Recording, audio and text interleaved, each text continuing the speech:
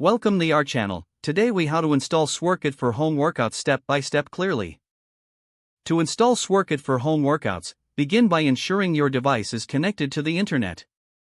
Open the App Store on your device. If you are using an iPhone or iPad, open the Apple App Store. For Android devices, locate the Google Play Store. In the search bar, type Sworkit and press enter. Look for the Sworkit app in the search results. Make sure to select the correct app, as there may be similar ones. Tap the Install button to download the app. Wait for the installation to complete on your device. Once installed, locate the Sworkit icon on your home screen or app drawer. Tap the icon to open the app. You may be prompted to create an account or sign in. Follow the on-screen instructions to set up your profile. Once your profile is set, explore the various workout options available. Select a workout that suits your fitness goals. Adjust any settings according to your preferences. Now you are ready to begin your workout with Sworkit. Enjoy your personalized home workout experience.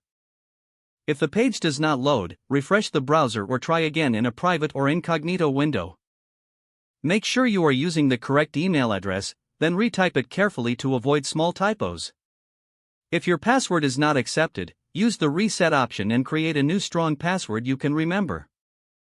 Check your spam folder for verification or security emails, then complete any requested confirmation steps. Enable two-factor authentication if available to improve account security and reduce unauthorized access risk. After signing in, review your profile details so your contact information and settings are accurate and current. If you see an error message, note it down and try again after restarting your device and internet connection.